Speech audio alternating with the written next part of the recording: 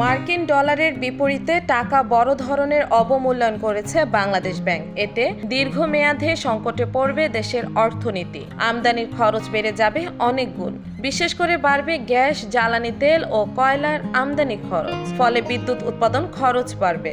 একই সঙ্গে ব্যয় বাড়বে দেশে কাজ করা বহুজাতিক কোম্পানিগুলোর বিল পরিশোধে। জ্বালানি খাতের বিশেষজ্ঞরা বলছেন, টাকার এই অবমূল্যায়নের ফলে জ্বালানি খাত মারাত্মক চাপ ও সংকটে পড়বে। কারণ জ্বালানি খাত আমদানি নির্ভর। এর নেতিবাচক প্রভাব পড়বে ব্যবহারকারীদের উপর। খাত সংশ্লিষ্টরা বলছেন, বর্তমানে বিদ্যুৎ ও জ্বালানি খাত নগদ টাকা এবং ডলার সংকটে ভুগছে। অর্থাভাবে জ্বালানি আমদানি মাঝে মধ্যেই বাধাগ্রস্ত হচ্ছে। এখন বিদ্যুৎ ও জ্বালানি খাতের বকেয়া হাজার হাজার কোটি টাকা। এর মধ্যে টাকা ও ডলারের অভাবে এসব বকেয়া পরিশোধ করতে পারছে না সরকার। এছাড়া জ্বালানির আমদানির ব্যয় বাড়লে উৎপাদন খরচও বাড়বে। ফলে সমান্তরালভাবে সরবরাহ খরচও বাড়বে। আর সরবরাহ খরচ বাড়লে ভর্তুকিও বাড়বে। তারা আরও বলছেন, সম্প্রতি IMF এর চাপে সরকার বিভিন্ন খাতে ভর্তুকি থেকে ধীরে ধীরে বেরিয়ে আসার পরিকল্পনা নিয়েছে।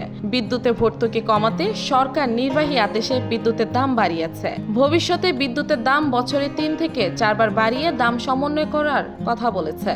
তার মানে ভবিষ্যতে বিদ্যুতের দাম আরও বাড়বে। এতে মূল্যস্ফীতি আরেক দফা বৃদ্ধি পাবে।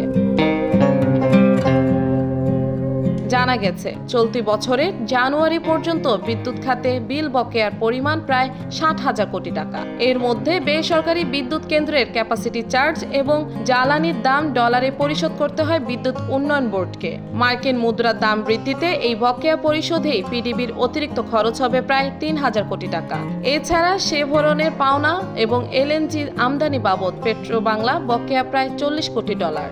টাকার অবমূল্যায়নে এই বকেয়া পরিশোধে দেশীয় মুদ্রায় সংস্থাটির বাড়তি ব্যয় হবে প্রায় 300 কোটি টাকা।